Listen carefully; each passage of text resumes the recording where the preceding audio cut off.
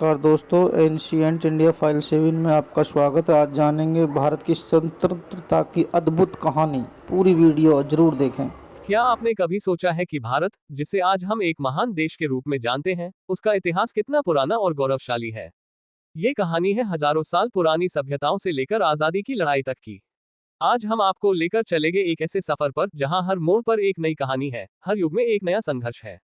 प्राचीन भारत की शुरुआत। भारत का इतिहास शुरू होता है सिंधु घाटी सभ्यता से, जो लगभग 2500 ईसा पूर्व की मानी जाती है। हड़प्पा और मोहनजोदड़ो जैसे शहर इस सभ्यता के प्रमुख केंद्र थे।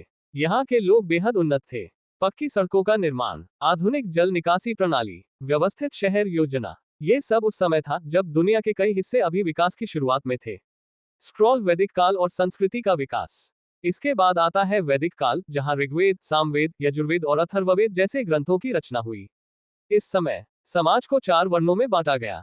धर्म, कर्म और मोक्ष जैसे सिद्धांत विकसित हुए। संस्कृत भाषा का विकास हुआ। ये काल भारतीय संस्कृति की नींव माना जाता है। मुकुट महाजनपद और साम्राज्यों का उदय। समय के साथ छोटे छोटे राज्यों का गठन हुआ, जिन्हें महाजनपद कहा गया। इनमें सबसे शक्तिशाली था मगध साम्राज्य। फिर आता है मौर्य साम्राज्य, जिसके सबसे महान राजा थे चंद्रगुप्त मौर्य और उनके पोते सम्राट अशोक।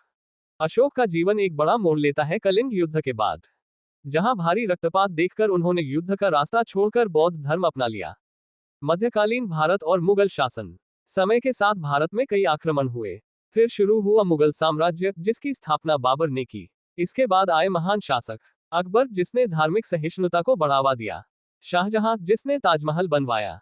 औरंगजेब, जिनके शासन के बाद मुगल साम्राज्य कमजोर होने लगा।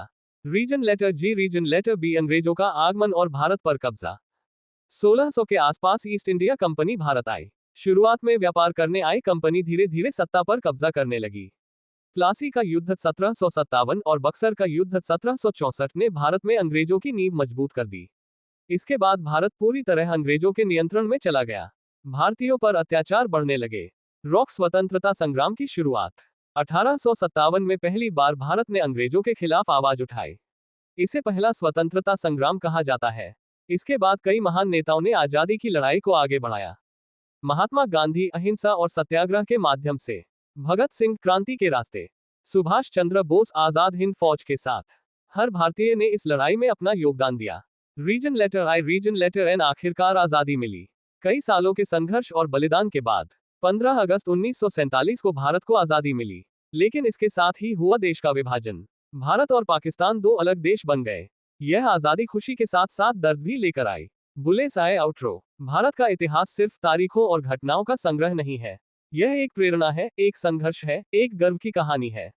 अगर आपको यह वीडियो पसंद आया हो तो लाइक करें, शेयर करें और चैनल एंशिएंट इंडिया फाइल 7 को सब्सक्राइब करना न भूलें।